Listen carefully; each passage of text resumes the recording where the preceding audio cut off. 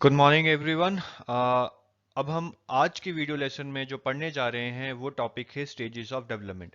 हमने last topic में पढ़ा था टाइप्स ऑफ डेवलपमेंट, जिसमें हमने पढ़ा था कि वेरियस टाइप्स ऑफ डेवलपमेंट क्या होती हैं, जैसे कि language, emotional development, mental development, social development, emotional development. लेकिन इस चैप्टर में हम पढ़ेंगे डिफरेंट स्टेजेस ऑफ डेवलपमेंट के जो डिफरेंट टाइप्स ऑफ डेवलपमेंट हैं वो डिफरेंट स्टेजेस में कैसे होती हैं, कि जब बच्चा छोटा होता है तो उसकी language, social, emotional, mental development कैसी होती है, जब बच्चा थोड़ा बड़ा हो जाता है तो क्या डिफरेंस आता है, और तब उसकी language, social, emotional, social development कैसी होती है। ऐसे ही जब बच्चा एडल्ट या टीन हो जाता है तब उसकी social, emotional, mental, physical development कैसी होती है। तो ये चैप्टर पिछले चैप्टर से बहुत ज़्यादा रिलेटेड है। तो अगर आपने पिछला चैप्टर नहीं पढ़ा है, यानी कि टाइप्स ऑफ डेवलपमेंट, तो वो चैप्टर आप ज़रूर पढ़िए और उसके बाद ही इस चैप्टर को आप कवर कीजिएगा।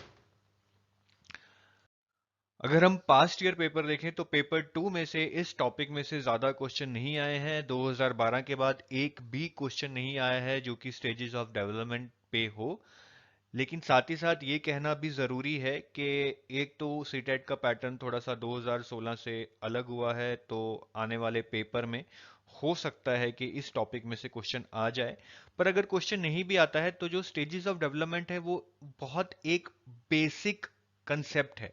आपको ये जानना बहुत ज़रूरी है कि स्टेजेस ऑफ डेवलपमेंट क्या होती हैं, क्योंकि तभी आप डिफरेंट थ्योरीज हैं जो डिफरेंट थ्योरिस्ट ने दी हैं उनसे आप ज़्यादा रिलेट कर पाएंगे। तो ये बहुत जरूरी है कि आप ये टॉपिक को अच्छे से समझें और अपना इस टॉपिक पे होल्ड बनाएं। अगर हम पेपर 1 में देखें तो 2011 और 12 में एक एक क्वेश्चन आया है, लेकिन उसके बाद 13-14 में कोई क्वेश्चन नहीं आया है। फिर 15 में फिर दो क्वेश्चन आए एक ही साल में, लेकिन 16 में फिर कोई क्वेश्चन नहीं आया है। तो हम ऐसा नहीं कह सकते हैं अगेन कि ये टॉपिक इंपॉर्टेंट नहीं है, क्योंकि जैसे 13-14 में कोई क्वेश्चन नहीं आया लेकिन अचानक से 2015 में दो क्वेश्चन आ गए, तो इसी तरह 2018 में भी अचानक से इसमें से एक या दो क्वेश्चन आ सकते हैं। तो हमें ये टॉपिक बिल्कुल भी छोड़ना नहीं है, क्योंकि एक एक मार्क बहुत इंपॉर्टेंट है। तो अब तक तो आप ये जान ही गए होंगे कि हम डिफरेंट स्टेजेस ऑफ डेवलपमेंट पढ़ने वाले हैं। जैसे जैसे हम लाइफ में बड़े होते हैं हम डेवलपमेंट की डिफरेंट स्टेजेस से गुजरते हैं। जैसे कि जब हम छोटे होते हैं तो हमारी जो स्टेज होती है वो है इन्फेंसी, जो कि 0 से 2 साल तक होती है। उसके बाद आती है अर्ली चाइल्डहुड, जो कि 3 से 5 साल तक होती है। फिर आती है लेट चाइल्डहुड, जो कि 6 से 12 साल तक होती है। फिर आती है एडोलेसेंस, जो कि 12 से 18 साल तक होती है। और उसके बाद आती है एडल्टहुड, जो कि 18+ ईयर्स पे आती है। तो इस इंफॉर्मेशन को याद रखना भी जरूरी है, क्योंकि पास्ट ईयर में ऐसे क्वेश्चन आए हैं जो कि डायरेक्टली पूछ लेते हैं कि ये स्टेज कौन सी एज ग्रुप में पाई जाती है। तो आप इसको अच्छे से रट लें या समझ लें, लेकिन इसको एग्जाम तक रिटेन करना बहुत जरूरी है। तो चलिए अब हम इन सारी स्टेजेस को एक एक करके डिस्कस करेंगे। सबसे पहले स्टार्ट करते हैं इन्फेंसी स्टेज से, जो कि 0 से 2 साल के बच्चों के बीच में पाई जाती है। चलिए इन्फेंसी स्टेज शुरू करने से पहले मैं आपको एक बात दोबारा से रिपीट करूंगा कि हम हर स्टेज में, यानी कि इन्फेंसी में, अर्ली चाइल्डहुड में, लेट चाइल्डहुड में, एडोलेसेंस में और एडल्टहुड में, यानी कि हर स्टेज में हम डिस्कस करेंगे कि डिफरेंट टाइप्स ऑफ डेवलपमेंट कैसे होती हैं। फॉर एग्जाम्पल सबसे पहले हम इन्फेंसी में डिस्कस करेंगे कि आपकी physical, social, emotional, mental development कैसे हो रही है। फिर हम अर्ली चाइल्डहुड में भी सेम चीज डिस्कस करेंगे कि आपकी physical, mental, social, emotional, language development कैसे हो रही है। तो चलिए स्टार्ट करते हैं इन्फेंसी में। इन्फेंसी में आपकी फिजिकल डेवलपमेंट बहुत ही फास्ट और रैपिड होती है। आपने देखा होगा कि जब बच्चा पैदा होता है तो वो बहुत ही छोटा सा होता है, इनफैक्ट आपके एक हाथ में ही आ जाता है। उसको अपनी लातें और बाहें भी चलानी नहीं आती हैं। वो अपनी गर्दन को भी खुद से नहीं संभाल पाता है। लेकिन जैसे जैसे बच्चा बड़ा होता है और 2 साल तक का होता है, उसमें बहुत ज्यादा फिजिकल चेंजेस आ जाते हैं। उसकी आर्म्स और लेग्स अच्छे से डेवलप हो जाते हैं। उसके जो बॉडी के ऑर्गन्स हैं जैसे कि लंग्स, स्टमक, वो भी अच्छे से डेवलप हो जाता है। जब बच्चा पैदा होता है तो सिर्फ वो दूध ही डाइजेस्ट कर पाता है, लेकिन जब बच्चा थोड़ा बड़ा हो जाता है तो वो खिचड़ी, दलिया, चिप्स, चॉकलेट तक भी खाने लगता है। तो इन्फेंसी में फिजिकल डेवलपमेंट बहुत तेज होती है। जब बच्चा पैदा होता है तो मैं बोलूंगा वो 10 में से 0 होती है, लेकिन 2 साल तक पहुंचते पहुंचते वो डेवलपमेंट बहुत ही ज्यादा हो चुकी होती है। इन्फेंसी में मोटर डेवलपमेंट भी अच्छे से होती है। जैसे कि जब बच्चा पैदा होता है तो वो सिर्फ बेड पे लेटना ही जानता है, ना तो वो बैठ सकता है ना वो खड़ा हो सकता है। लेकिन 2 साल तक पहुंचते पहुंचते उसमें काफी ज्यादा मोटर कैपेबिलिटीज आ जाती हैं, जैसे कि चलना, भागना, झुकना। ठीक है, तो ये सब वो करने लगता है। इसका मतलब है कि बच्चे में मोटर डेवलपमेंट इन्फेंसी में काफी अच्छी हो जाती है। अब हम आते हैं इंटेलेक्चुअल डेवलपमेंट पे। इन्फेंसी में इंटेलेक्चुअल डेवलपमेंट कुछ ज्यादा नहीं होती है। इसका मतलब ये नहीं है कि इंटेलेक्चुअल डेवलपमेंट होती ही नहीं है, ये कहना तो गलत होगा, क्योंकि 2 साल का बच्चा भी बहुत सारी चीजें समझने लगता है। जैसे कि अगर आप उसको कोई चीज दिखा के छुपा देंगे तो वो समझ जाएगा कि आपने वो चीज छुपा दी है और वो उस चीज को मांगेगा। तो इसका मतलब है कि उसकी मेंटल डेवलपमेंट उस स्टेज तक पहुंच चुकी है कि वो चीजों के बारे में सोचने की क्षमता रखता है। लेकिन फिर भी उसकी मेंटल डेवलपमेंट उस लेवल तक नहीं पहुंची है कि आप उसको समझा पाए कि 2+2 4 होता है, या फिर सूरज दिन में ही क्यों निकलता है, रात को क्यों नहीं निकलता है। तो उसकी इंटेलेक्चुअल डेवलपमेंट इन्फेंसी में उस लेवल तक नहीं पहुंचती है। तो समराइज करने के लिए काफी होगा कि इंटेलेक्चुअल डेवलपमेंट होती है, लेकिन बहुत ज्यादा नहीं होती है, जैसे कि फिजिकल और मोटर डेवलपमेंट। अब हम डिस्कस करेंगे सोशल डेवलपमेंट इन्फेंसी में कैसी होती है। जब बच्चा छोटा होता है तो वो सारी सोशल स्किल्स, जैसे कि खाना पीना, हंसना, एक दूसरे से कैसे मिलना है, वो सब अपने मम्मी पापा से सीखता है। ये पॉइंट बहुत इंपॉर्टेंट है, एग्जाम में पूछा जा सकता है कि जब बच्चा छोटा होता है तो उसकी सोशल डेवलपमेंट मेनली किस चीज पे डिपेंड करती है, तो उसका आंसर होता है मम्मी और पापा पे, या फिर अपने भाई बहन पे। तो जब बच्चा छोटा होता है वो हर चीज को सीखने के लिए मेनली अपने पेरेंट्स या अपने भाई बहन पे ही डिपेंडेंट होता है। यानी कि उसकी सोशल डेवलपमेंट का पूरा जिम्मा उसके माता पिता या भाई बहन यानी कि उसकी फैमिली पे ही होता है। अब हम डिस्कस करेंगे कि इन्फेंसी में लैंग्वेज डेवलपमेंट कैसे होती है। आप सबने ऑलमोस्ट ये ऑब्जर्व किया ही होगा कि छोटे बच्चों में लैंग्वेज डेवलपमेंट कैसी होती है।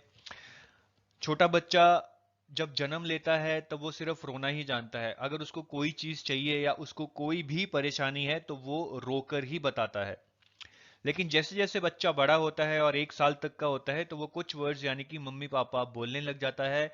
और by the end of 2 years यानी कि जब बच्चा इन्फेंसी के एंड पे पहुंचता है तो वो कुछ शॉर्ट सेंटेंसेस भी बोलने लग जाता है। हालांकि वो सेंटेंसेस क्लियर नहीं होते हैं, लेकिन तब तक बच्चा एक लैंग्वेज डेवलपमेंट की और बढ़ने लगता है। तो वो शॉर्ट शॉर्ट सेंटेंसेस थोड़ा मम्बल करके बोलेगा या तुतला के बोलेगा, लेकिन पेरेंट्स या भाई बहन या आस पड़ोस वाले उस लैंग्वेज को समझ पाते हैं। अब बारी है इमोशनल डेवलपमेंट की। इन्फेंसी में इमोशनल डेवलपमेंट कैसी होती है, ये बहुत इंपॉर्टेंट है। इसमें से एग्जाम में क्वेश्चन आ चुके हैं और आ भी सकते हैं। सबसे पहला है कि बच्चा इन्फेंसी में ईगोसेंट्रिक और सेल्फिश होता है। ईगोसेंट्रिक मींस कि बच्चे को अपने आप से बहुत प्यार होता है, और वो सेल्फिश होता है यानी कि जो चीज उसको अच्छी लगती है वो वही करना चाहता है। जैसे कि आपने देखा होगा कि जब बच्चे छोटे होते हैं तो वो अपने टॉयज किसी के साथ शेयर नहीं करते। अगर छोटा बच्चा किसी टॉय के साथ खेल रहा है और आप उस टॉय को उठा लें तो वो जोर जोर से चिल्लाने लगेगा। तो जब बच्चा छोटा होता है तो वो ईगोसेंट्रिक और सेल्फिश होता है। ये याद रखिएगा, इस पे एग्जाम में क्वेश्चन भी पूछा जा सकता है। दूसरा है कि वो इमोशनली अनस्टेबल होता है। अब इमोशनली अनस्टेबल का मतलब ये नहीं कि उसका दिमाग खराब होता है। इसका मतलब है कि बच्चे में इमोशंस स्टेबल नहीं होते हैं। जैसे कि बच्चा, आप देखे होंगे कि छोटी छोटी बात पे रोने लगता है। आप उसकी कोई चीज उठा लें तो वो एकदम जोर जोर से रोने लग जाएगा, जैसे पता नहीं कोई बहुत बड़ी दुर्घटना हो गई हो। और उसी पल अगर आप उसको एक टॉफी दे दे तो वो एकदम से रोना छोड़ के हंसने लग जाएगा। इसका मतलब है कि उसके इमोशंस बहुत टेम्परेरी हैं, बहुत अनस्टेबल हैं, क्योंकि वो एकदम अगर रोने से हंसी की तरफ जा सकता है तो उसके इमोशंस अनस्टेबल हैं। तीसरा है सेल्फ असर्टिव, कि बच्चे अपनी जिद मनवा के रखते हैं। वो सेल्फ असर्टिव होते हैं कि वो दूसरों पे अपनी चीजों को असर्ट करते हैं। जैसे कि अगर बच्चे को कोई चीज खानी है और पेरेंट्स को पता है कि ये चीज बच्चे के लिए अच्छी नहीं है, वो उसको मना करेंगे लेकिन बच्चा मानेगा नहीं, वो अपनी जिद मनवा के रहेगा। पेरेंट्स को वो चीज बच्चे को देनी ही पड़ेगी, नहीं तो बच्चा तब तक रोता रहेगा। इसलिए बच्चे छोटी उम्र में सेल्फ असर्टिव भी होते हैं कि उनकी विशेष को हमेशा फुलफिल ही करना पड़ता है। वो आपके समझाने पे भी नहीं समझेंगे कि कौन सी चीज उनके लिए बुरी है या अच्छी है।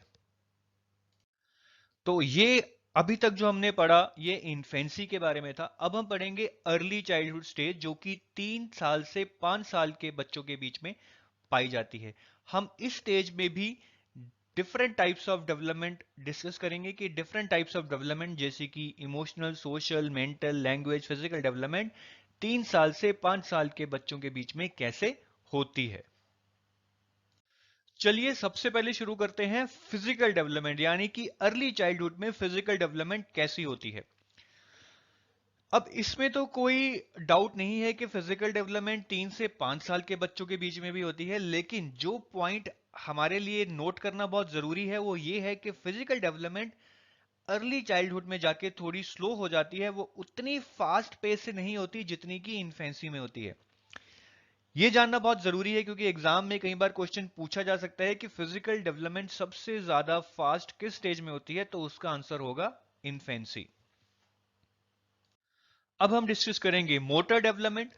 हमने पढ़ा था कि इन्फेंसी में मोटर डेवलपमेंट होती है, जैसे कि बच्चा चलना, भागना, चीजों को ग्रिप करना, झुकना, ये सब चीजें करने लगता है। लेकिन अर्ली चाइल्डहुड में आके उसकी मोटर डेवलपमेंट और थोड़ी बढ़ जाती है, जैसे कि वो चीजों को कैच कर पाएगा, चीजों को थ्रो कर पाएगा और तेजी से भागने लगेगा, इनफैक्ट जंप और क्लाइंब भी करने लगेगा। और कुछ बच्चे तो इस एज में आके ट्राई साइकिल भी राइड करने लग जाते हैं। Try cycle is just like a cycle, जो कि थोड़ा छोटा होता है और उसके 3 पहिए होते हैं। तो आप देख सकते हैं कि अर्ली चाइल्डहुड में आके मोटर डेवलपमेंट इन्फेंसी से ज्यादा हो जाती है, और जो कि बहुत लॉजिकल है, वो हम अपने आसपास डेली रूटीन में भी ऑब्जर्व करते हैं। अब हम डिस्कस करेंगे कि अर्ली चाइल्डहुड में इंटेलेक्चुअल डेवलपमेंट कैसे होती है। सबसे इंपॉर्टेंट पॉइंट ये है कि इस स्टेज में आके बच्चों को कलर, साइज और शेप के बारे में पता लग जाता है, जैसे कि वो डिफरेंट कलर्स को डिफरेंशिएट कर पाएंगे। डिफरेंट साइज की चीजों के बारे में भी उनको पता लग जाता है कि कौन सी चीज बड़ी है या कौन सी चीज छोटी है। ऐसे ही वो डिफरेंट चीजों की जो डिफरेंट शेप्स होती हैं उनके बारे में भी जान पाएंगे। उसके बाद एक नेक्स्ट जो इंपॉर्टेंट पॉइंट है कि इस स्टेज को हम with respect to intellectual development stage of fantasy भी कहते हैं, क्योंकि इस स्टेज में बच्चा अपने आसपास की चीजों के बारे में बहुत कुछ इमेजिन करने लगता है। यहां तक कि कुछ बच्चे बड़ों का रोल प्ले भी करने लगते हैं, जैसे कि वो घर घर खेलते हैं, उसमें कुछ लड़कियां मम्मी बन जाती हैं, कुछ लड़के पापा बन जाते हैं, कुछ बच्चे पुलिस इंस्पेक्टर या डॉक्टर बन जाते हैं। इसको हम मेक बिलीव प्ले भी कहते हैं कि बच्चे अपने आप को कुछ इमेजिन करके उस चीज के बारे में रोल प्ले कर रहे हैं। इसीलिए इस स्टेज को स्टेज ऑफ फैंटेसी भी कहते हैं। तीसरा इंपॉर्टेंट पॉइंट है हाई क्यूरियोसिटी, कि इस स्टेज में बच्चों में हाई क्यूरियोसिटी होती है। जैसे कि आपने देखा होगा कि इस एज में अगर आप बच्चों को कुछ नया टॉय लाके देंगे तो वो टॉय को डिसमेंटल करने लगते हैं, यानी कि उनके पुर्जों को एक एक करके खोलने लगते हैं। इसका मतलब ये नहीं है कि वो टॉय को तोड़ रहे हैं। तोड़ने का मतलब होता है कि आप टॉय को जमीन पे जोर से फेंके और तोड़ दें। डिसमेंटल का मतलब है कि आप टॉय को जितना हो सके उतना खोल रहे हैं, उनके पुर्जों को अलग अलग कर रहे हैं। ये बच्चे इसलिए करते हैं क्योंकि उनमें क्यूरियोसिटी है कि ये टॉय कैसे बना है, इसके डिफरेंट पुर्जे कैसे जुड़े हैं। तो जब वो इस क्यूरियोसिटी को सेटिस्फाई करने की कोशिश करते हैं तो इसी कोशिश के दौरान वो टॉय को डिसमेंटल करने लगते हैं, यानी कि उसको एक एक करके उसके पुर्जों को खोलने लगते हैं। तो इसका एक बहुत बड़ा इंप्लीकेशन ये है कि अगर आपका बच्चा किसी टॉय को धीरे धीरे डिसमेंटल कर रहा है, उसके पुर्जों को खोल रहा है, तो आपको ये नहीं समझना चाहिए कि वो उस चीज को तोड़ रहा है और आप उसको डांटने लग जाएं। ये जस्ट उसकी क्यूरियोसिटी है जिसके कारण ये वो चीजें कर रहा है। तो आपकी उसकी क्यूरियोसिटी को इंटेलिजेंटली यूज करके उसको डिफरेंट एक्सपीरियंसेस कराने चाहिए, यानी कि आप उसको और चीजें दीजिए जिसको वो एक्सप्लोर करके इस वर्ल्ड के बारे में अपनी नॉलेज को बढ़ा पाए। नेक्स्ट पॉइंट है रोट मेमोरी। इस एज में बच्चे की मेमोरी बहुत अच्छी होती है, हालांकि उसकी लॉजिकल अंडरस्टैंडिंग इतनी नहीं होती है कि आप उसको समझा पाए कि अर्थ प्लैनेट के इर्द गिर्द घूमता है। ये आप उसको नहीं समझा पाएंगे क्योंकि उसकी लॉजिकल अंडरस्टैंडिंग नहीं है। लेकिन उसकी रोट मेमोरी बहुत अच्छी है, मतलब कि वो चीजों को बहुत जल्दी से याद कर सकता है, रट्टा मार सकता है। अगर आप उसको कुछ भी रट्टा मारने के लिए कहेंगे तो वो बहुत जल्दी से रट्टा मार लेगा, और उसको इतने अच्छे से रट्टा मारेगा कि वो बहुत देर तक रिटेन भी कर पाएगा।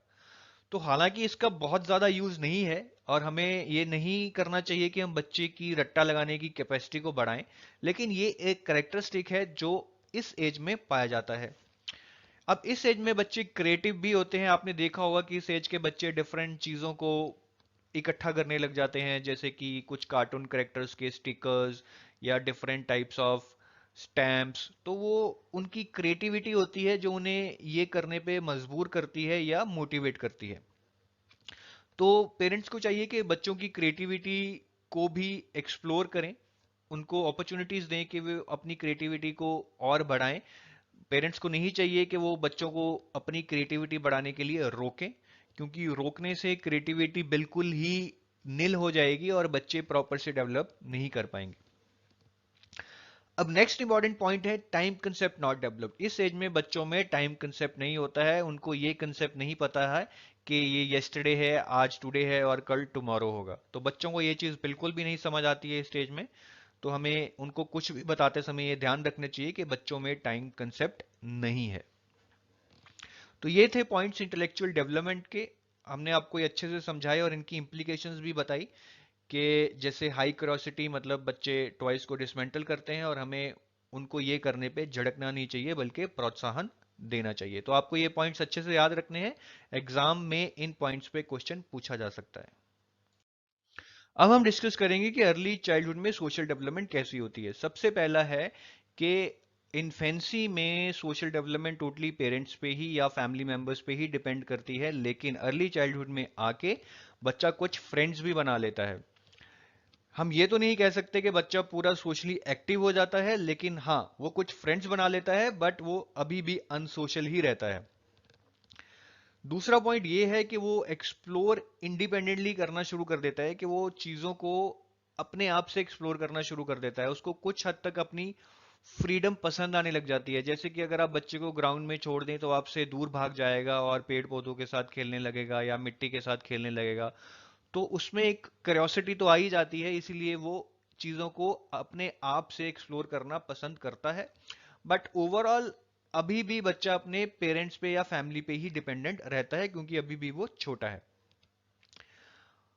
इस स्टेज में आके बच्चे को थोड़े से मैनर्स आ जाते हैं कि अपनी फैमिली मेंबर्स या आउटसाइडर्स यानी कि नेबर्स के साथ कैसे बिहेव करना है। मतलब उसको थोड़े बहुत सोशल नॉर्म्स के बारे में पता लग जाता है कि जैसे घर में कोई आ रहा है तो नमस्ते करनी है, दिवाली है तो आज पूजा करनी है। तो इस तरह से उसको थोड़ा अपने नॉर्म्स, वैल्यूज और बिलीफ्स के बारे में पता लग जाता है। और ये वही रेपिटेटिव पॉइंट है कि इस स्टेज में बच्चा हालांकि थोड़े फ्रेंड्स बना लेता है और इंडिपेंडेंटली एक्सप्लोर भी करने लगता है, लेकिन ओवरऑल अगर हम कहें तो अपने पेरेंट्स पे ही डिपेंडेंट होता है। तो ये याद रखिएगा कि अर्ली चाइल्डहुड में बच्चा अनसोशल होता है और अपने पेरेंट्स पे ही डिपेंडेंट होता है। अब हम डिस्कस करेंगे लैंग्वेज डेवलपमेंट। अर्ली चाइल्डहुड में बच्चे की लैंग्वेज डेवलपमेंट काफ़ी इंप्रूव हो जाती है। वो वर्ड्स को अच्छे से प्रोनाउंस करने लगता है, जिनको कि पहले वो सिर्फ मम्बल करता था। उसकी वोकेबलरी बहुत बढ़ जाती है, यानी कि वो different types of words use करने लगता है। इन्फेंसी में तो मम्मी पापा या कुछ वर्ड्स ही बोलता था, लेकिन अर्ली चाइल्डहुड में आके वो डिफरेंट वर्ड्स यानी कि ब्रेड, शूज, कार, कीज, ये सब वर्ड्स उसकी वोकेबलरी में आ जाते हैं। और इस एज में आके बच्चा सेंटेंसेस भी बोलने लगता है। वो वर्ड्स को कंबाइन करके प्रॉपर सेंटेंसेस बनाने लगता है, जिसको कि बोलकर वो दूसरों को समझा सकता है कि वो क्या कहना चाह रहा है। अब हम देखते हैं कि अर्ली चाइल्डहुड में इमोशनल डेवलपमेंट कैसे होती है। ये emotional development almost remains the same as it was in infancy. बच्चे में अभी भी ईगो और सेल्फिशनेस होती है, मतलब कि वो अपने टॉयज को किसी के साथ शेयर नहीं करता है, और वो सोचता है कि जो वो चाहता है वो ही ठीक है और वो ही होना भी चाहिए। इसको हम नार्सिसिज्म और ऑटियोरोटिज्म भी कहते हैं। तो ये टर्म्स याद रखना जरूरी है, ये एग्जाम में पूछी जा सकती हैं। बट नटशेल आपको यही याद रखना है कि बच्चा ईगोसेंट्रिक और सेल्फिश होता है अर्ली चाइल्डहुड में भी, और इन्फेंसी में भी वो ईगोसेंट्रिक और सेल्फिश ही होता है। अभी भी बच्चा इमोशनली अनस्टेबल होता है, वो एक पल रो रहा होगा लेकिन दूसरे ही पल वो हंसने भी लग जाएगा। तो वो इन्फेंसी में भी इमोशनली अनस्टेबल होता है और अर्ली चाइल्डहुड में भी वो इमोशनली अनस्टेबल ही होता है। इसके अलावा दो इंपॉर्टेंट पॉइंट्स जो हमें कंसिडर करने चाहिए वो ये हैं कि अर्ली चाइल्डहुड में गर्ल्स का अपने फादर की तरफ थोड़ा अट्रैक्शन बढ़ जाता है, वो अपने फादर को लाइक करने लगती हैं, उनका अपने फादर की तरफ ज्यादा झुकाव हो जाता है। इसको हम इलेक्ट्रा कॉम्प्लेक्स भी कहते हैं। इसी तरह जो लड़के होते हैं उनको अपनी मदर से ज्यादा लगाव हो जाता है, वो उनसे ज्यादा प्यार करने लगते हैं और उनसे ही ज्यादा अटैच हो जाते हैं। इसको हम ओडिपस कॉम्प्लेक्स भी कहते हैं। तो ये याद रखिएगा, दोनों इलेक्ट्रा कॉम्प्लेक्स यानी कि girls get attach to their father और son is attach to mother, इसको हम ऑडिपस कॉम्प्लेक्स भी कहते हैं। चलिए अब हम पढ़ते हैं कि एजुकेशन इम्प्लीकेशंस क्या हैं अर्ली चाइल्डहुड की। तो हमने कुछ करेक्टरिस्टिक पढ़े हैं कि अर्ली चाइल्डहुड में बच्चे की emotional, social, mental, language, physical development कैसे होती है, और उस चीज को समझ के हम उसको एजुकेशन में कैसे अप्लाई कर सकते हैं। सबसे पहला पॉइंट तो है कि टीचर को यह इंश्योर करना चाहिए कि बच्चे की फिजिकल और मोटर डेवलपमेंट प्रॉपर हो रही है, क्योंकि बच्चा बहुत सारा टाइम स्कूल में बिताता है और स्कूल में ही खेलता कूदता है। तो teacher can very well assess कि बच्चे की जो फिजिकल डेवलपमेंट है और मोटर डेवलपमेंट ठीक हो रही है या नहीं हो रही। अगर उसको कुछ गड़बड़ लग रही है तो वो उनके बच्चों के पेरेंट्स से डिस्कस कर सकते हैं या स्कूल में जो भी डॉक्टर है उनसे भी डिस्कस कर सकते हैं। दूसरा पॉइंट ये है कि क्योंकि इस स्टेज में हमने पढ़ा है कि बच्चे चीजों को इंडिपेंडेंटली एक्सप्लोर करने लगते हैं, तो उन्हें कुछ फ्रीडम भी देनी चाहिए। हालांकि ये भी सच है कि बच्चे अभी भी अपने पेरेंट्स पे ही डिपेंड रहते हैं, लेकिन जब भी पेरेंट्स उनके साथ हों, पेरेंट्स को चाहिए कि उनको बच्चों को थोड़ा फ्रीली घूमने दें, उनको चीजों को एक्सप्लोर करने दें। ज्यादा इंटरफेरेंस नहीं करनी चाहिए कि बच्चे को अगर आप हर चीज करने से रोकेंगे तो बच्चा इरिटेट हो जाएगा। तीसरा इंपॉर्टेंट एप्लीकेशन ये है कि इन्फेंसी से अर्ली चाइल्डहुड में बच्चे की कंसंट्रेशन बढ़ जाती है। इन्फेंसी में तो वो बिल्कुल भी कंसंट्रेट नहीं कर पाता है, हार्डली 5 से 10 सेकेंड।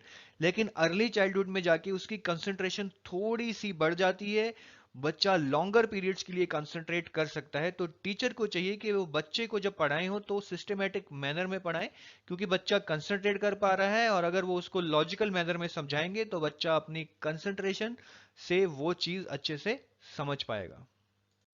नेक्स्ट पॉइंट है, क्योंकि बच्चे थोड़े सोशल हो जाते हैं, हमने पढ़ा था कि बच्चे लार्जली अनसोशली रहते हैं लेकिन फिर भी वो थोड़े फ्रेंड्स बना लेते हैं। तो टीचर्स को चाहिए कि वो बच्चों के बीच में कुछ ट्रेड्स को, यानी कि कुछ करेक्टरिस्टिक को प्रमोट करने के लिए ग्रुप एक्टिविटीज को प्रमोट करें। जब बच्चा एक ग्रुप में काम करेगा तो वो कंपटीशन, कोऑपरेशन और सिंपैथी सीखेगा। वो सीखेगा कि हम दूसरों के साथ कैसे एडजस्ट कर सकते हैं, दूसरों को कैसे समझ सकते हैं। नेक्स्ट पॉइंट बहुत ही इंपॉर्टेंट है, हमने पढ़ा है कि बच्चा इस स्टेज में अभी भी ईगोसेंट्रिक और सेल्फिश होता है। तो वो अपने पेरेंट्स का कहना नहीं मानेगा और वो ये चाहेगा कि उसकी ही जो चाहत है वो पूरी हो जाए, यानी कि उसकी सारी विशेस फुलफिल हो जाएं और पेरेंट्स उसकी हर बात माने। लेकिन पेरेंट्स को ये समझना होगा कि ये इस स्टेज का करेक्टरिस्टिक है। अगर बच्चा आपकी बात नहीं मान रहा है तो इसमें कोई बहुत बड़ी बात नहीं है कि वो बच्चा बिगड़ गया है। पेरेंट्स को ऐसे बच्चों को पनिश नहीं करना चाहिए, क्योंकि ये एक यूनिवर्सल ट्रेट है, ये हर बच्चे में पाया जाता है। जैसे जैसे बच्चा बड़ा बड़ा होगा वो ठीक हो जाएगा और पेरेंट्स की बात को भी मानने लगेगा। तो ये पॉइंट अच्छे से याद रखिएगा कि पेरेंट्स को अपने बच्चों को नहीं मारना चाहिए जब बच्चे पेरेंट्स को डिसोबे करते हैं। तो अभी तक हमने इन्फेंसी और अर्ली चाइल्डहुड के बारे में पढ़ा है। अब हम पढ़ेंगे लेट चाइल्डहुड, जो कि 6 साल से 12 साल के बच्चों के बीच में पाया जाता है। लेट चाइल्डहुड में फिजिकल डेवलपमेंट काफी स्लो हो जाती है। हमने देखा था कि इन्फेंसी में फिजिकल डेवलपमेंट काफी तेज होती है, उसके मुकाबले अर्ली चाइल्डहुड में जाके वो थोड़ी स्लो हो जाती है। लेकिन लेट चाइल्डहुड में फिजिकल डेवलपमेंट काफी स्लो हो जाती है, लेकिन वो एक कंसिस्टेंट पेस से जरूर चलती है। तो आपने देखा होगा कि बच्चा जब 6 साल से 12 साल के बीच में होता है तो उसकी हाइट वगैरह ज्यादा बढ़ती नहीं है। इसका रीजन यही है क्योंकि इस स्टेज में फिजिकल डेवलपमेंट बहुत स्लो चलती है, इनफैक्ट अर्ली चाइल्डहुड से भी स्लो चलती है। हम आगे जाके देखेंगे कि बच्चे की फिजिकल डेवलपमेंट लेट चाइल्डहुड के बाद जो स्टेज आती है यानी कि एडोलेसेंट स्टेज, उसमें दोबारा से काफी तेज हो जाती है। लेकिन आपको ये पॉइंट याद रखना है कि लेट चाइल्डहुड में फिजिकल डेवलपमेंट काफी स्लो होती है, और आई थिंक ये भी कहना सही होगा कि लेट चाइल्डहुड में फिजिकल डेवलपमेंट सारी स्टेजेस में से स्लोएस्ट होती है एक्सेप्ट एडल्टहुड, क्योंकि एडल्टहुड में तो आपकी फिजिकल डेवलपमेंट ज्यादा होती ही नहीं है, आपकी बॉडी पूरी तरह डेवलप कर चुकी होती है और मैच्योर हो चुकी होती है। तो 20 साल के बाद उसमें ज्यादा फिजिकल डेवलपमेंट होती नहीं है। तो अगर हम देखें जब से बच्चा पैदा होता है 18 साल तक, उस एज के बीच में लेट चाइल्डहुड एक ऐसी स्टेज है जिसमें फिजिकल डेवलपमेंट सबसे ज्यादा स्लो होती है। अब हम पढ़ेंगे इंटेलेक्चुअल डेवलपमेंट। हमने पढ़ा था कि इन्फेंसी में तो इंटेलेक्चुअल डेवलपमेंट ज़्यादा नहीं होती है, लेकिन अर्ली चाइल्डहुड में इंटेलेक्चुअल डेवलपमेंट थोड़ी ठीक हो जाती है, क्योंकि बच्चे को कलर, साइज और शेप में डिफरेंशिएट करना आ जाता है। लेकिन mainly intellectual development late childhood में होती है। इस स्टेज में इंटेलेक्चुअल डेवलपमेंट काफ़ी ज़्यादा फास्ट होती है। बच्चे में रीजनिंग और लॉजिकल थिंकिंग की पावर आ जाती है। अब रीजनिंग और लॉजिकल थिंकिंग से मतलब है कि जैसे आप बच्चे को बोलें कि दो कार्स जा रही हैं, एक की स्पीड 40 है और एक की स्पीड 60 है, और दोनों ने 100 किलोमीटर जाना है, तो कौन सी कार जल्दी पहुंचेगी? तो बच्चा ये रीजन कर पाएगा, मतलब वो लॉजिकली सोच पाएगा कि जो कार ज्यादा तेजी से जा रही है वो 100 किलोमीटर को जल्दी कवर करेगी और अपनी डेस्टिनेशन पे जल्दी पहुंचेगी। तो बच्चा ये चीज कैलकुलेट या रीजन कर पाएगा या लॉजिकली सोच पाएगा, और वो इसका आंसर करेक्ट देगा, यानी कि ठीक देगा। अगला इंपॉर्टेंट पॉइंट है कि इस स्टेज में आके बच्चा नेचुरल लॉज यानी कि जैसे न्यूटन्स लॉ के बारे में समझ पाता है, उसको वो कंसेप्ट समझ आने लग जाता है। अगर आप यही कंसेप्ट अर्ली चाइल्डहुड में बच्चे को पढ़ाएंगे तो वो बिल्कुल भी समझ नहीं पाएगा, और बच्चा कंसेप्चुअल प्रॉब्लम्स भी करने लगता है। जैसे कि आप उसको कोई छोटा सा पजल दे देंगे तो वो उस पजल को भी सॉल्व कर लेगा। तो ओवरऑल आप देख सकते हैं कि लेट चाइल्डहुड में बच्चे की इंटेलेक्चुअल डेवलपमेंट काफी ज्यादा हो जाती है, क्योंकि वो न्यूटन्स लॉ को समझ पाता है या चीज़ों के बारे में रीजन या लॉजिकली सोचने लगता है, और कंसेप्चुअल प्रॉब्लम्स को भी सॉल्व करने लगता है। इसमें एक इंपॉर्टेंट पॉइंट है जो आपको याद रखना है कि लेट चाइल्डहुड में बच्चे में अब्स्ट्रैक्ट थिंकिंग की कैपेबिलिटी नहीं आती है।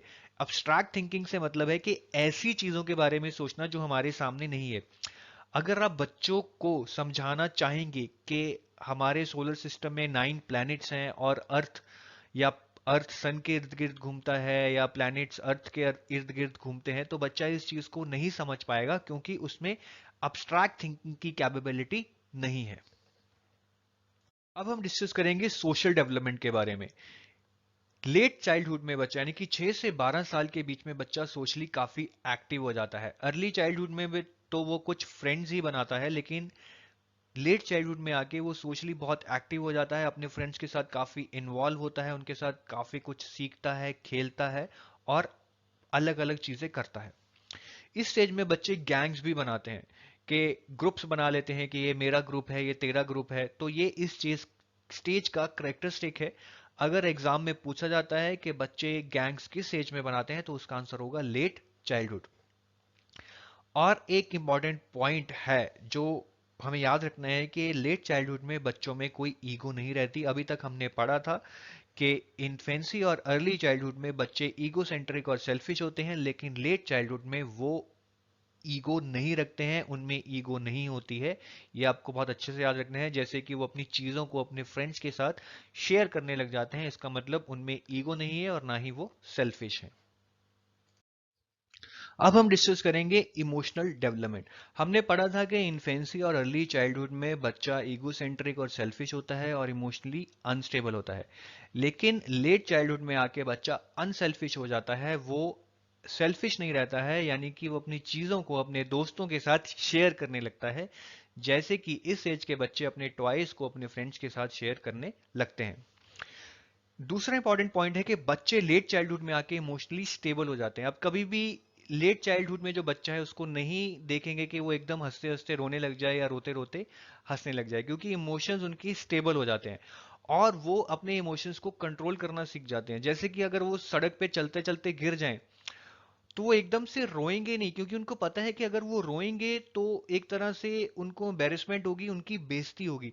तो वो अपने इमोशंस को कंट्रोल कर लेंगे, वो अपने रोने को कंट्रोल कर लेंगे।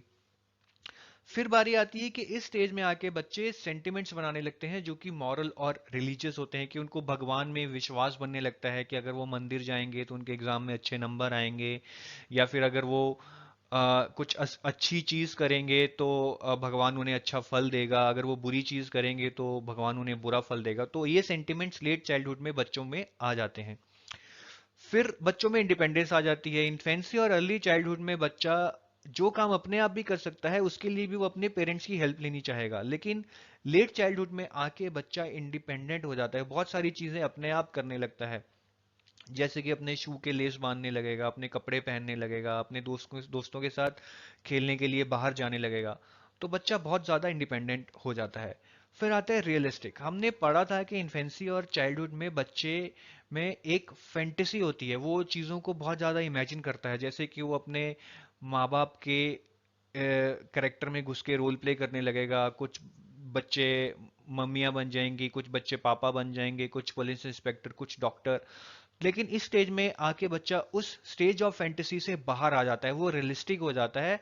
अब उसको इमेजिनेशन वाले वर्ल्ड से ज्यादा फैंटेसी नहीं रहती, वो उसमें ज्यादा इन्वॉल्व नहीं रहता है। अब हम पढ़ेंगे कि लेट चाइल्डहुड की एजुकेशन इम्प्लीकेशंस क्या हैं। हमने कुछ करेक्टरिस्टिक पढ़े हैं जो कि लेट चाइल्डहुड में पाए जाते हैं। अब हम पढ़ेंगे कि उनके एजुकेशनल इम्प्लीकेशंस क्या हैं। सबसे पहला है कि बच्चे को फुल फ्रीडम देनी चाहिए। हमने देखा है कि इस स्टेज में आके बच्चा थोड़ा इंडिपेंडेंट हो जाता है, वो अपनी चीज़ें खुद करने लगता है और वो इस वर्ल्ड को एक्सप्लोर करने लगता है। तो अगर आप उन पे चीज़ें इन्फोर्स करेंगे कि बच्चे आपके कहने के मुताबिक ही चीज़ें करें तो वो गलत होगा, इसलिए बच्चों को फ्रीडम देनी चाहिए कि वो चीजों को एक्सप्लोर करें, उनको हर चीज करने के लिए आपकी परमिशन ना लेनी पड़े। दूसरा है ग्रुप एक्टिविटीज, क्योंकि इस स्टेज में आके बच्चा बहुत ज्यादा सोशली एक्टिव हो जाता है, गैंग्स बनाता है, फ्रेंड्स बनाता है। तो एट द सेम टाइम ये जरूरी है कि बच्चे को ये भी सिखाया जाए कि उसको सोसाइटी में कैसे एडजस्ट करना है डिफरेंट लोगों के साथ, क्योंकि हर बच्चे का अलग बिहेवियर होता है। तो अगर उसको अलग टाइप के बच्चों के साथ फ्रेंडशिप करनी है, उनके साथ खेलना है, तो उसको अलग टाइप के बच्चों के साथ एडजस्ट करना भी आना चाहिए। तो उस पॉइंट ऑफ व्यू को देखते हुए ये बहुत जरूरी है कि टीचर्स ग्रुप एक्टिविटीज ऑर्गेनाइज करवाएं, ताकि जब बच्चे एक दूसरे के साथ काम करें तो वो एक दूसरे को समझ पाएं कि हर बच्चा कैसे डिफरेंट है और दूसरे लोगों के साथ कैसे एडजस्ट करना पड़ता है। फिर है डेमोक्रेटिक टीचर। डेमोक्रेटिक का टीचर भी यही है कि टीचर को बच्चों को फ्रीडम देनी चाहिए। अगर टीचर ऑटोक्रेटिक होगा, अपना हुक्म चलाएगा, बच्चों को बोलेगा खड़े हो जाओ तो बच्चे खड़े हो जाएं, और बोलेगा कि बैठ जाओ तो बच्चे बैठ जाएं, तो ऐसे काम नहीं चलेगा। इससे बच्चे इरिटेट हो जाते हैं और वो रिवोल्ट करने लगते हैं। क्योंकि टीचर को चाहिए कि वो डेमोक्रेटिक हो, वो बच्चों का फ्रेंड बन के उनको चीजें सिखाए, ताकि बच्चे भी फ्री फील करें कि जो भी क्वेश्चन वो पूछना चाहते हैं वो पूछ पाए, और इससे बच्चों की अच्छी डेवलपमेंट हो पाए। तो ये बहुत इंपॉर्टेंट है, इस पे बहुत बार एग्जाम में क्वेश्चन पूछा गया है कि टीचर को कैसा होना चाहिए, डेमोक्रेटिक होना चाहिए या ऑटोक्रेटिक होना चाहिए। तो टीचर को डेमोक्रेटिक ही होना चाहिए। अब नेक्स्ट इंपॉर्टेंट पॉइंट है कि बच्चों को बिजी रखना चाहिए, क्योंकि अगर आप बच्चों को बिजी नहीं रखेंगे तो वो अपनी एनर्जी डिस्ट्रक्टिव कामों में लगाएंगे, जिससे उनकी डेवलपमेंट पे फर्क पड़ेगा। और जो मोस्ट इंपॉर्टेंट पॉइंट है जो आपको समझना है, कि हमने अभी पढ़ा था कि लेट चाइल्डहुड का एक करेक्टरिस्टिक है कि बच्चे अपने इमोशंस को हाइड करने लगते हैं। कि जैसे अगर अगर बच्चा सड़क पे गिर जाए और उसको दर्द हो रहा होगा तो लेकिन वो रोएगा नहीं, क्योंकि उसको पता है कि अगर वो रोएगा तो उसमें उसकी बेइज्जती होगी। तो टीचर को ये जानना बहुत जरूरी है कि बच्चे अपने इमोशंस को इस स्टेज पे हाइड कर सकते हैं। तो कई बार क्या होता है कि बच्चे के मन में कुछ होता है लेकिन वो अपने इमोशंस को छुपाएगा, तो टीचर रियलिटी नहीं जान पाएगी कि बच्चा क्या फील कर रहा है। तो टीचर को बहुत जरूरी है कि वो बच्चे को अच्छे से ऑब्जर्व करें, ताकि बच्चा अगर उनसे कुछ छुपा रहा है तो वो उस चीज को समझ पाए। चलिए अब एक बहुत आसान सा क्वेश्चन करते हैं जो कि पास्ट ईयर में आ चुका है। क्वेश्चन है, which of the following age group falls under late childhood category. के उनमें से कौन सा एज ग्रुप है जो लेटर चाइल्डहुड कैटेगरी को बिलोंग करता है। हमने अभी बहुत अच्छे से बताया था आपको कि लेट चाइल्डहुड का एज ग्रुप होता है 6 to 12 ईयर्स। तो इसमें तो कोई डाउट होना ही नहीं चाहिए कि इसका आंसर है ऑप्शन नंबर 3। और मैंने आपको ये भी बताया था, ये समझाते हुए जब मैंने आपको समझाया था कि डिफरेंट स्टेजेस ऑफ डेवलपमेंट कौन कौन सी होती हैं और उनके एज ग्रुप्स क्या होते हैं, तो मैंने आपको बताया था कि इनके एज ग्रुप्स को याद रखना बहुत जरूरी है क्योंकि इन पे क्वेश्चन पूछा जा सकता है। और इसका आंसर है ऑप्शन नंबर 3 यानी कि 6 to 12 ईयर्स। अब हम पढ़ेंगे एडोलेसेंस एज के बारे में जो कि 12 से 18 साल के बीच के बच्चों में पाई जाती है। अगर मैं बोलूं कि कौन सी stage exam point of view से सबसे इंपॉर्टेंट है तो वो है एडोलेसेंस। मैक्सिमम टाइम्स आपको जो एग्जाम में क्वेश्चन पूछा जाता है वो एडोलेसेंस एज के ऊपर ही पूछा जा सकता है। अगर क्वेश्चन एडोलेसेंस एज पे नहीं होगा तो वो लेट चाइल्डहुड स्टेज पे होगा। तो ये दो स्टेजेस बहुत इंपॉर्टेंट हैं जिसमें मैक्सिमम चांसेस हैं कि जो क्वेश्चन आएगा वो लेट चाइल्डहुड या एडोलेसेंस पे आएगा, और इन दोनों में से भी यानी कि लेट चाइल्डहुड और एडोलेसेंस में भी ज्यादा प्रोबेबिलिटी है कि क्वेश्चन एडोलेसेंस पे ही होगा। अब हम डिस्कस करेंगे कि एडोलेसेंस में फिजिकल डेवलपमेंट कैसे होती है। जो सबसे इंपॉर्टेंट पॉइंट है वो ये है कि एडोलेसेंस में कुछ हार्मोनल चेंजेस होते हैं आपकी बॉडी में जिसके कारण आप सेक्सुअली मैच्योर हो जाते हैं, और आपकी बॉडी की शेप और साइज में भी बहुत फर्क आता है। जैसे कि आपने देखा होगा कि एडोलेसेंस में ही बच्चे मैक्सिमम हाइट खींचते हैं। तो ये सब कुछ हार्मोनल चेंजेस के कारण होता है, और ये एग्जाम पॉइंट ऑफ व्यू से बहुत इंपॉर्टेंट है कि हार्मोनल चेंजेस किस स्टेज में आते हैं, तो उसका आंसर होगा एडोलेसेंस। दूसरा ये है कि फिजिकल और मोटर डेवलपमेंट तो हमारी हर स्टेज में बढ़ती ही रहती है, और एडोलेसेंस में आते आते हमारी फिजिकल और मोटर कैपेबिलिटीज इतनी बढ़ जाती हैं कि हम कॉम्प्लेक्स एक्टिविटीज भी करने लगते हैं। जैसे कि अगर आपको कोई कॉम्प्लेक्स गेम खेलनी है जैसे कि आइस हॉकी, तो उसके लिए आपकी बॉडी फिजिकली मैच्योर हो जाती है ताकि आप उन कॉम्प्लेक्स एक्टिविटीज को कर पाएं। इंटेलेक्चुअल डेवलपमेंट हमने पढ़ा था कि लेट चाइल्डहुड में काफ़ी फास्ट होती है। इनफैक्ट आप लॉजिकल थिंकिंग करने लगते हैं, चीज़ों को समझने लगते हैं, कंसेप्चुअल प्रॉब्लम्स करने लगते हैं। लेकिन एक चीज जो लेट चाइल्डहुड में मिसिंग थी वो थी अब्स्ट्रैक्ट थिंकिंग। एडोलेसेंस में आके आपकी अब्स्ट्रैक्ट थिंकिंग कैपेबिलिटी बन जाती है। आप उन चीजों के बारे में भी सोच सकते हैं जो आपके सामने नहीं है। जैसे कि हम बच्चे को एक प्लैनेट का कंसेप्ट समझा पाएंगे जबकि उस बच्चे ने प्लैनेट कभी देखा नहीं होगा। तो एडोलेसेंस और लेट चाइल्डहुड में यही मेजर फर्क है कि एडोलेसेंस में आप अब्स्ट्रैक्ट थिंकिंग भी कर सकते हैं, लेकिन लेट चाइल्डहुड में आप सिर्फ लॉजिकल और कंसेप्चुअल थिंकिंग ही कर सकते हैं लेकिन अब्स्ट्रैक्ट थिंकिंग नहीं कर सकते हैं। अब हम आते हैं सोशल डेवलपमेंट पे। अगर कोई स्टेज है जिसमें बच्चे की सोशल डेवलपमेंट सबसे ज्यादा और तेज होती है तो वो है एडोलेसेंस। इस एज में बच्चे के बहुत फ्रेंड्स बनते हैं, उस पे पीयर इन्फ्लुएंस का बहुत असर होता है। बच्चा वही चीज करता है जो उसके दोस्त उसे सजेस्ट करते हैं या उसके दोस्त लाइक करते हैं। इस स्टेज में बच्चा अपने ग्रुप के प्रति भी बहुत लॉयल हो जाता है। अगर उसका ग्रुप उसे कोई भी चीज करने को बोले तो वो उस चीज को करने के लिए तैयार हो जाता है, हालांकि अगर उसको पता हो कि ये चीज गलत भी है तब भी वो ग्रुप की तरफ लॉयल रहेगा और उस चीज को करेगा। एक और इम्पॉर्टेंट पॉइंट है कि इस एज में आके बच्चा ऑपोजिट सेक्स की तरफ अट्रैक्ट होता है। लड़के लड़कियों की तरफ अट्रैक्ट होते हैं और लड़कियां लड़कों की तरफ अट्रैक्ट होती हैं। Social activities are at the peak. अगर आपको एग्जाम में ये क्वेश्चन पूछा जाए कि वो कौन सी स्टेज में है जिसमें सोशल एक्टिविटीज सबसे ज्यादा होती हैं या बच्चा सबसे ज्यादा सोशली एक्टिव होता है, तो उसका आंसर होगा एडोलेसेंस।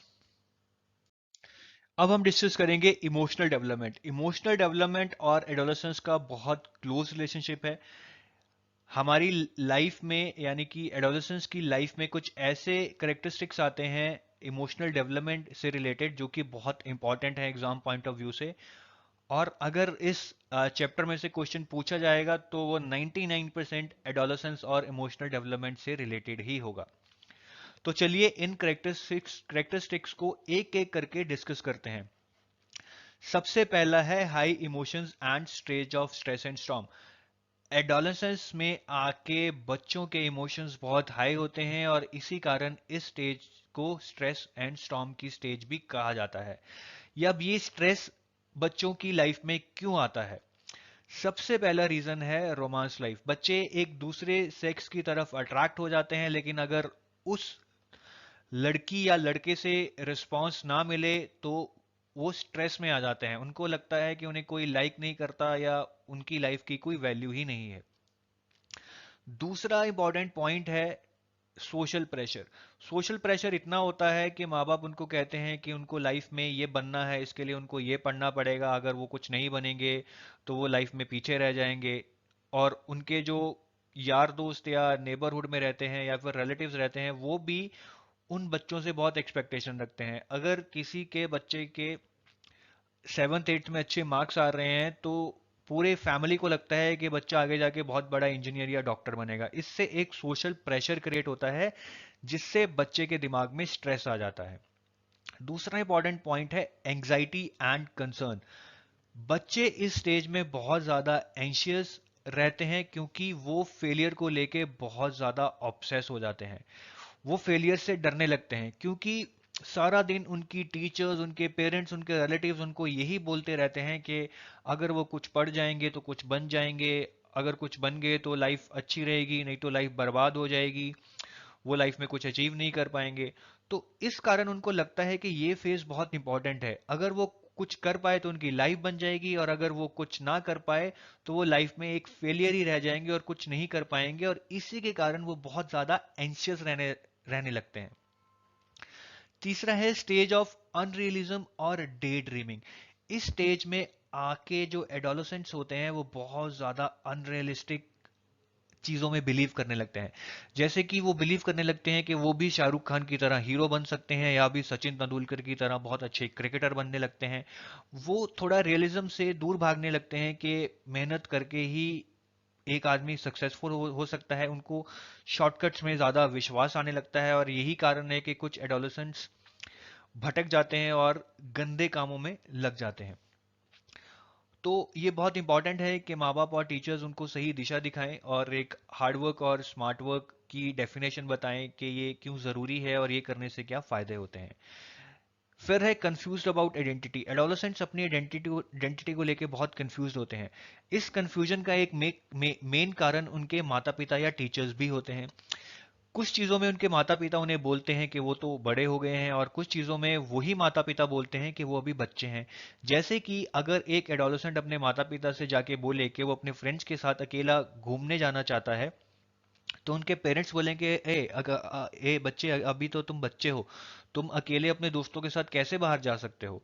लेकिन अगर वही बच्चा आकर अपने पेरेंट्स को बोले कि वो उसके साथ जाके उसको कुछ किताबें या कपड़े दिलवा लाएं, तो उसके पेरेंट्स बोलेंगे अरे अब तुम बड़े हो गए हो, अब ये काम तुम्हें अपने आप करने चाहिए, मम्मी पापा की हेल्प नहीं लेनी चाहिए।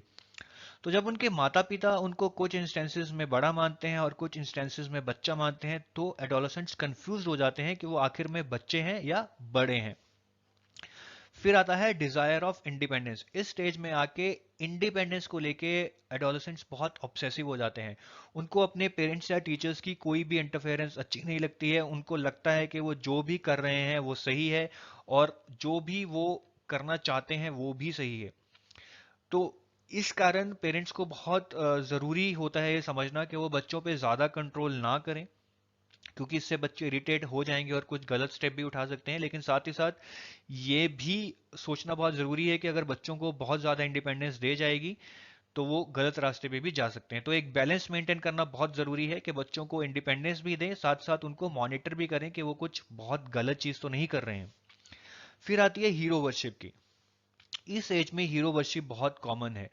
बच्चे कुछ स्टार्स को अपना हीरो मान लेते हैं और उन्हीं को कॉपी करने लगते हैं, और जो भी वो स्टार्स करते हैं वो चीज़ें उन्हें सही लगती है। जैसे कि कुछ बच्चे शाहरुख खान को या सचिन तेंदुलकर को अपना हीरो मानते हैं। इसी का कारण है कि ये कहा जाता है कि स्टार्स को अपनी एक्टिविटीज बहुत ध्यान से करनी चाहिए क्योंकि उसका असर बच्चों पे पड़ता है।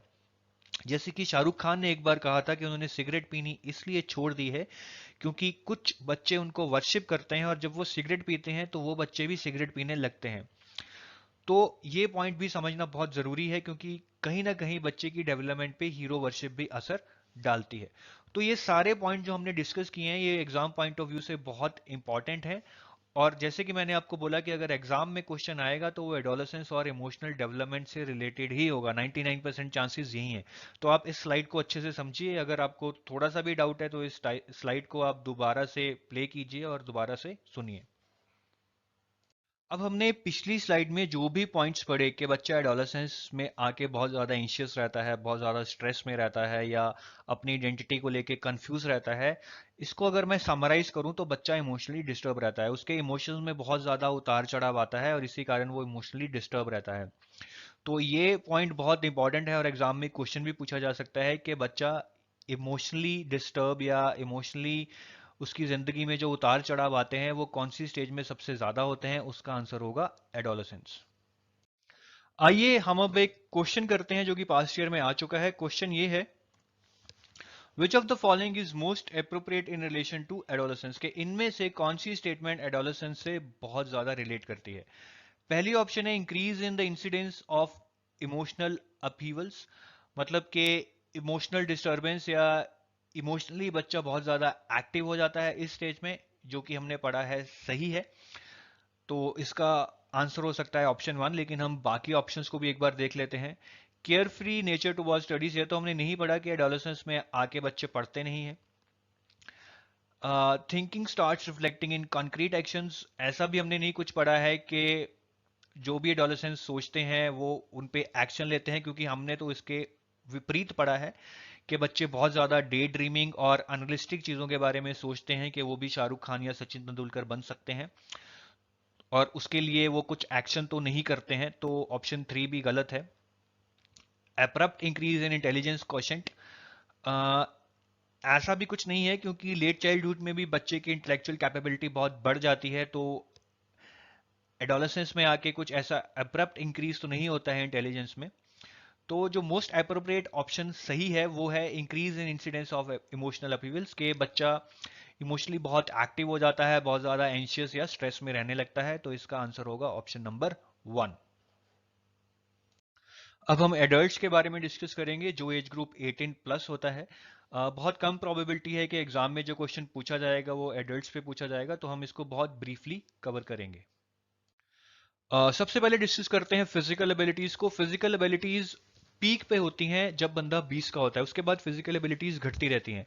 हमने स्पोर्ट्स पर्सन के केस में भी देखा है कि उनकी फिजिकल एबिलिटीज 20 तक सबसे अच्छी होती हैं और उसके बाद कम होती रहती हैं। जैसे कि सचिन और धोनी की जो फिजिकल एबिलिटी थी खेलने की, भागने की, वो 20 की उम्र में सबसे ज्यादा थी, लेकिन उसके बाद वो कम होती रहती है।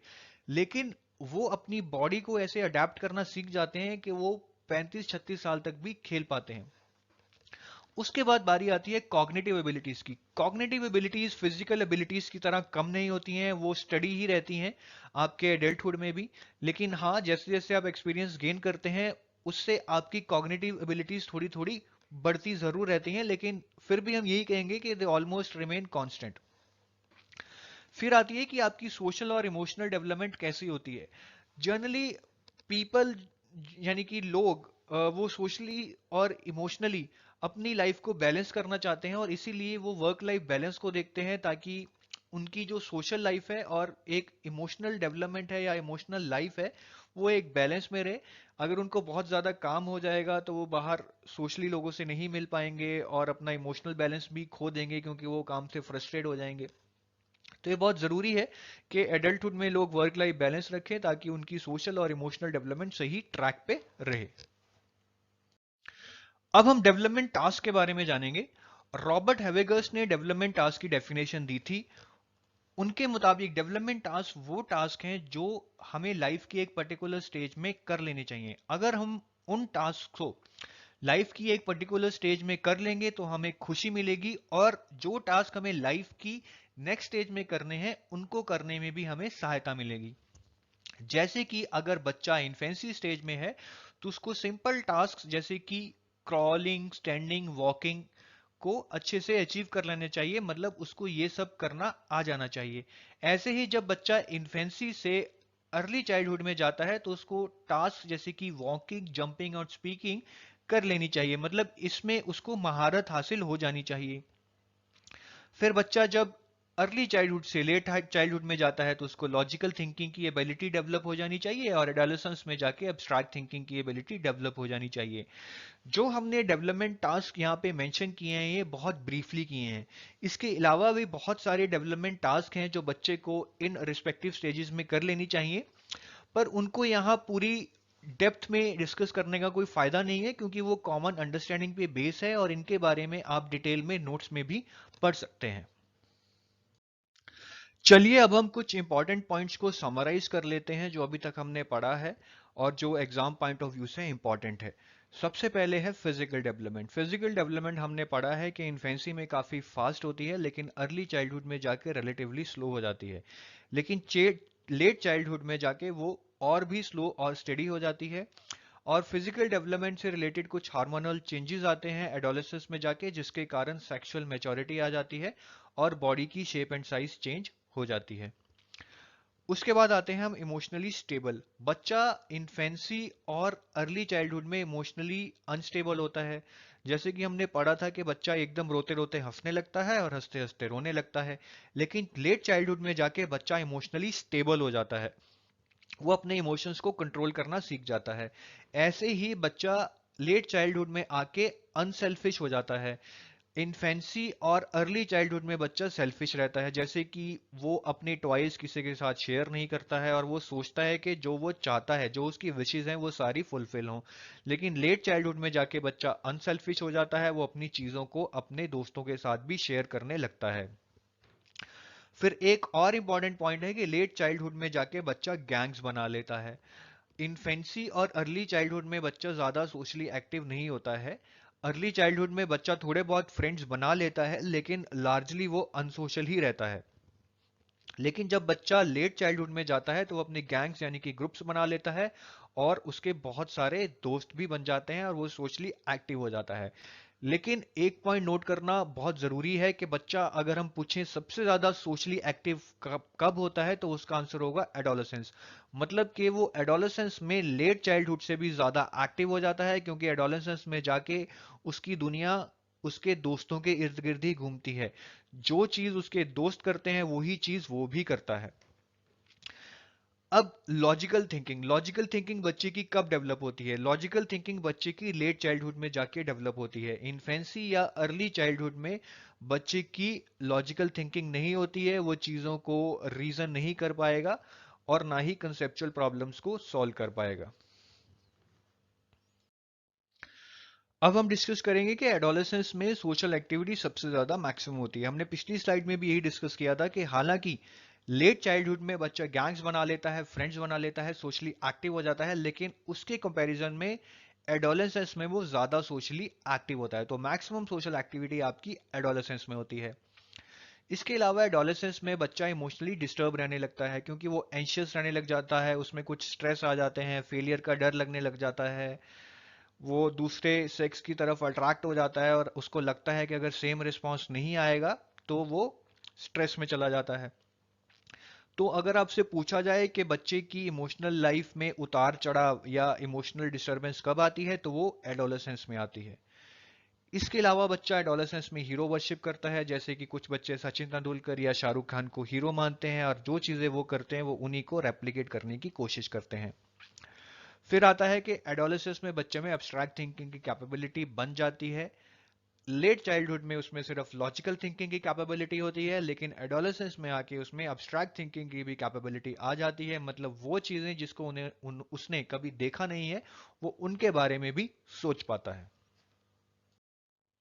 चलिए हम जल्दी से अब 3 क्वेश्चन कर लेते हैं जो कि पास्ट ईयर पेपर्स में आए हैं, ताकि आपको कॉन्फिडेंस आ जाए कि जो आपने समझा है वो सही है। पहला क्वेश्चन है नॉलेज ऑफ डैश। यहाँ पे एक डैश आएगा जो कि क्वेश्चन में मिसिंग है। नॉलेज ऑफ डैश मतलब filling the blank will be most significant for a teacher dealing with a classroom comprising students of mixed age groups। कि टीचर के लिए क्या जानना सबसे जरूरी है उस क्लासरूम में जिसमें डिफरेंट एज ग्रुप्स के बच्चे हों। पहला है कल्चरल बैकग्राउंड। अगर बच्चे डिफरेंट एज ग्रुप्स के हैं तो उसका कल्चर से क्या लेना देना है? क्वेश्चन में ये तो मेंशन नहीं है कि बच्चों का कल्चर अलग अलग है, तो ये क्वेश्चन ऑप्शन तो गलत है। दूसरा है डेवलपमेंट स्टेजेस। ये कुछ हद तक मैच करता है कि अगर बच्चे डिफरेंट एज ग्रुप्स के हैं तो टीचर को यह समझना बहुत जरूरी है कि डिफरेंट स्टेजेस में डेवलपमेंट कैसे होती है, क्योंकि तभी टीचर डिफरेंट एज ग्रुप्स के बच्चों को समझ पाएगी। तो ऑप्शन 2 बिल्कुल सही बैठता है, लेकिन ऑप्शन 3 और ऑप्शन 4 भी एक बार चेक कर लेते हैं। ऑप्शन 3 है ऑक्यूपेशन ऑफ देयर पेरेंट्स। अगर बच्चे डिफरेंट एज ग्रुप्स के हैं तो उसका पेरेंट्स की ऑक्यूपेशन से तो कोई लेना देना है नहीं, तो ऑप्शन 3 भी नहीं सही है। ऑप्शन 4 है सोशियो इकोनॉमिक बैकग्राउंड। हालांकि टीचर के लिए बहुत जरूरी है कि वो बच्चों के सोशियो इकोनॉमिक बैकग्राउंड को समझ पाए, लेकिन अगर हम क्वेश्चन के कॉन्टेक्स्ट में देखें कि बच्चे मिक्स्ड एज ग्रुप्स के हैं, तो इसका मतलब है कि टीचर को यह जानना सबसे जरूरी है कि डिफरेंट एज ग्रुप्स के बच्चों के लिए डेवलपमेंट कैसे होगी, यानी कि डिफरेंट स्टेजेस ऑफ डेवलपमेंट क्या है। तो इसका आंसर होगा ऑप्शन नंबर 2। नेक्स्ट क्वेश्चन है एडोलेसेंस में एक्सपीरियंस, कि एडोलेसेंट्स किस चीज को एक्सपीरियंस करते हैं या कर सकते हैं। पहला है feeling of satisfaction about life, कि वो लाइफ से फुल तरीके से सेटिस्फाइड हो जाएंगे। ये तो गलत है, क्योंकि एडोलेसेंस में तो इतनी एंशियसनेस होती है कि उनका लाइफ में आगे जाके क्या बनेगा, वो सक्सेसफुल होंगे या फेल होंगे, तो वो लाइफ से तो कभी सेटिस्फाइड हो ही नहीं सकते। तो ऑप्शन 1 गलत है। ऑप्शन 2 है anxiety and concern about themselves, ये बिल्कुल सही है। हमने बहुत सही तरीके से ये पढ़ा था कि एडोलेसेंस एंशियस और कंसर्न रहते हैं क्योंकि उनको ये चिंता रहती है कि वो आगे जाके लाइफ में कहीं फेल ना हो जाएं, और अगर फेल हो गए तो उनका उनकी जिंदगी पे बहुत बुरा असर पड़ेगा। तो मेरे हिसाब से ऑप्शन 2 ही सही ऑप्शन होना चाहिए, लेकिन हम ऑप्शन 3 और ऑप्शन 4 भी एक बार चेक कर लेते हैं। Feeling of fear about since committed in childhood, के एडोलेसेंस को उस चीज की चिंता होगी या डर होगा जो बुरे काम उन्होंने चाइल्डहुड में किए हैं। ऐसा कुछ तो हमने पढ़ा नहीं कि एडोलेसेंट्स अपने चाइल्डहुड के किए बुरे कामों के प्रति डर या चिंता रखते हैं। तो ऑप्शन 3 भी गलत है। फीलिंग ऑफ सेल्फ एक्चुअलाइजेशन, कि उनको लगेगा कि उन्होंने जिंदगी में सब कुछ अचीव कर लिया है, ये भी गलत है। तो इसका आंसर तो है ऑप्शन नंबर 2, के एडोलेसेंट्स में experience anxiety and concerns about themselves, कि उनको एंशियसनेस रहेगी या कंसर्न रहेगा कि उनका लाइफ में आगे जाके क्या बनेगा। चलिए नेक्स्ट क्वेश्चन है, which one of the following provides information about the roles and behaviours which are acceptable in a group during early childhood period, कि बच्चों को अर्ली चाइल्डहुड में ये कौन बताता है कि उनको सोशल एटमॉस्फेयर में कैसे बिहेव करना चाहिए, या फिर सोसाइटी में क्या एक्सेप्टेबल है और क्या एक्सेप्टेबल नहीं है। तो हमने ये पढ़ा था कि अर्ली चाइल्डहुड में बच्चा अपने पेरेंट्स पे ही डिपेंडेंट होता है और अपने पेरेंट्स या फैमिली से ही सीखता है कि उसे क्या करना चाहिए या क्या नहीं करना चाहिए। तो इसका आंसर तो बहुत सीधा सीधा है 3, यानी कि पेरेंट्स एंड सिबलिंग्स। तो इसका आंसर टीचर्स एंड पीयर्स नहीं होगा, क्योंकि अर्ली चाइल्डहुड में पेरेंट्स का इन्फ्लुएंस ज्यादा होता है टीचर्स से। पीयर्स एंड पेरेंट्स, ये भी ठीक हो सकता है कि आपके पेरेंट्स और फ्रेंड्स का इन्फ्लुएंस होगा, लेकिन अगर हम देखें तो ऑप्शन 3 सबसे ज्यादा सही है, क्योंकि इसमें पेरेंट्स एंड सिबलिंग्स हैं, यानी कि आपके फैमिली मेंबर्स ही हैं, और फैमिली का ही आप पे सबसे ज्यादा इन्फ्लुएंस होता है, जो आपको बताती है कि सोसाइटी में क्या सही है या क्या गलत है। वेल थैंक यू एंड धन्यवाद ये वीडियो देखने के लिए। मैं आशा करता हूं कि आपको ये वीडियो अच्छा लगा होगा और आपके कंसेप्ट्स क्लियर हो गए होंगे।